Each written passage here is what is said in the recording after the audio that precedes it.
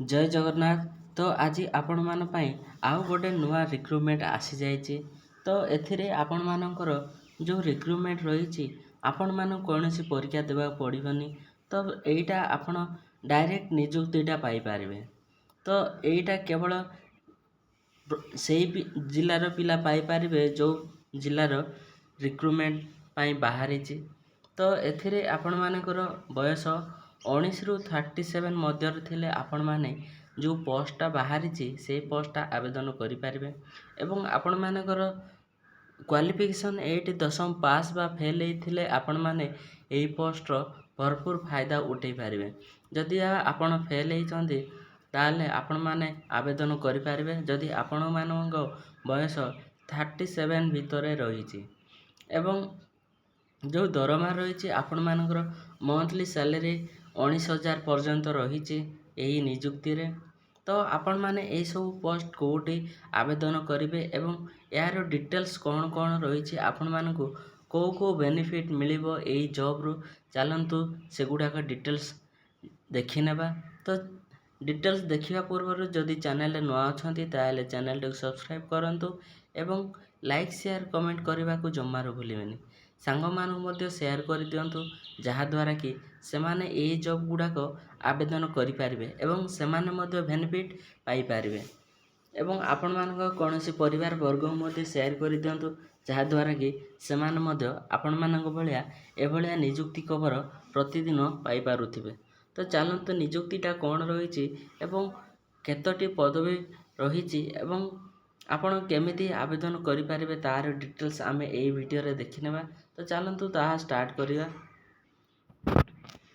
तो यही पोस्टा आपण मानकर डिस्ट्रिक्ट स्किल डेवलपमेंट कम एम्प्लॉयमेंट ऑफिस मयूरभंज तरफ आसी एवं अन्य पिला डिस्ट्रिक्ट पिला आवेदन करेंगे ना ता वीडियो रे शेष पर्यंत कहबी। तो वीडियोटा शेष पर्यंत देखंतु जहाद्वारा आपण मानकर सब डाउट क्लियर हो।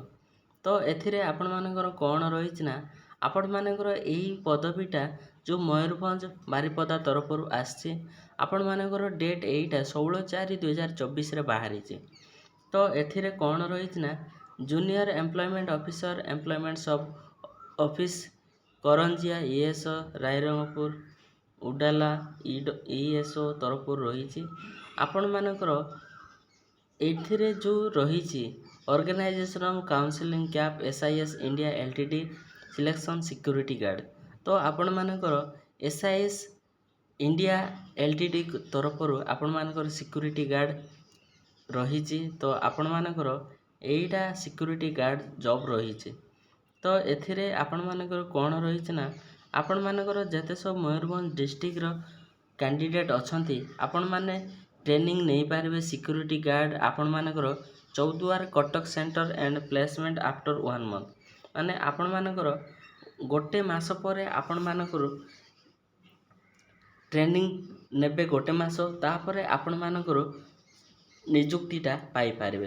तो एथिरे आपण मानकर जो निजुक्ति रही आपण मानकर कौन कौन रही एवं कौ ब्लॉक रे केबे रही तार डिटेल्स मध्य रही एवं जदि किछि आपण मानकु ए विषय रे इन्फॉर्मेशन करबा चाहउछंती ताहेले मिस्टर देवी प्रसाद उत्तरी SIS RTA Cuttack mobile number आपण मान स्क्रीन रे देखा जाउछि 8144614230 एवं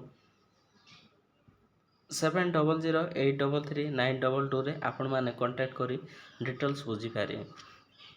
एवं आपण मानकर जो मयूरभंज बारिपदा डिस्ट्रिक्ट रे जो रिक्रुटमेंट रही ताहा कौ ब्लॉक रे केबे रही तार डिटेल्स मध्य देखि नेबा।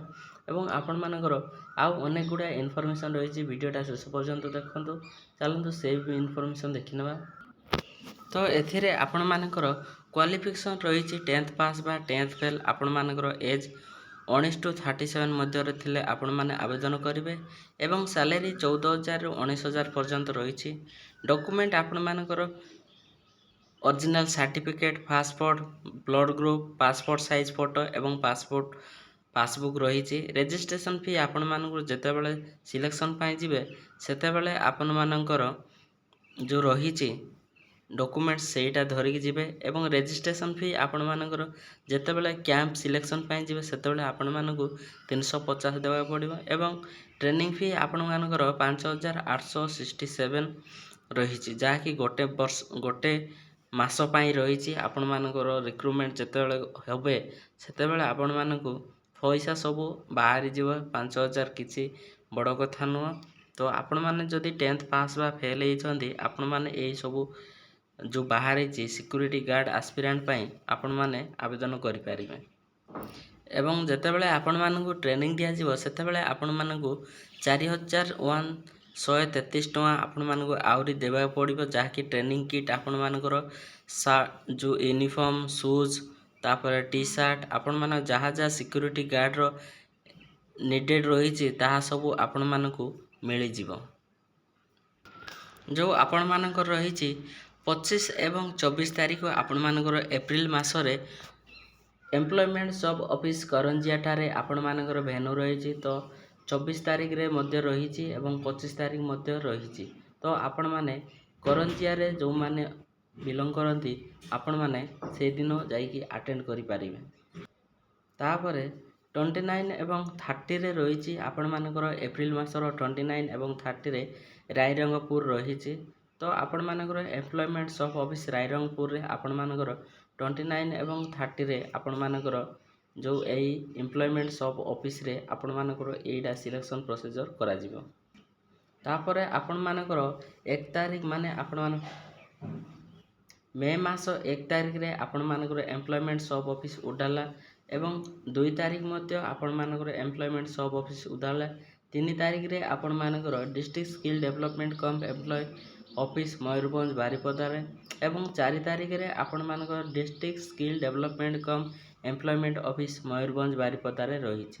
ତ ଆପଣମାନଙ୍କର 25 ଏପ୍ରିଲ ଟୁ ମେ 4 ଯାଏଁ ଆପଣମାନଙ୍କର ମୟୂରଭଞ୍ଜ ଡିଷ୍ଟ୍ରିକ୍ଟ ବାରିପଦା ଆପଣମାନଙ୍କର ରହିଛି। ରାଇରଙ୍ଗପୁର, ଉଦାଲା ଏବଂ କରଞ୍ଜିଆଠାରେ ଆପଣମାନଙ୍କର ଏହି ଟ୍ରେନିଂ ଗୁଡ଼ାକ ବା ଆପଣମାନେ ଏହି ଟ୍ରେନିଂ ପାଇଁ ଯାଇକି ଆବେଦନ କରିପାରିବେ ଏବଂ ଆପଣମାନଙ୍କର ଟ୍ରେନିଂଟା କଟକ ଚୌଦ୍ୱାରରେ ହେବ। ତ ଡିଟେଲ୍ସ ଆପଣମାନେ କଣ୍ଟାକ୍ଟ ନମ୍ବର ଦିଆଯାଇଛି, ଆପଣ ସେଇଠି କଣ୍ଟାକ୍ଟ କରିପାରିବେ। ନଚେତ୍ କିଛି ଡାଉଟ୍ ଯଦି ରହିଛି ଆପଣମାନେ କମେଣ୍ଟ ବକ୍ସରେ କମେଣ୍ଟ କରନ୍ତୁ, ମୁଁ ଆପଣମାନଙ୍କୁ ଡିଟେଲ୍ସ ଇନଫର୍ମେସନ୍ ଜଣାଇଦେବି। ତ ରହୁଛି, ଧନ୍ୟବାଦ। ସାଙ୍ଗମାନଙ୍କୁ ମଧ୍ୟ ସେୟାର କରିଦିଅନ୍ତୁ।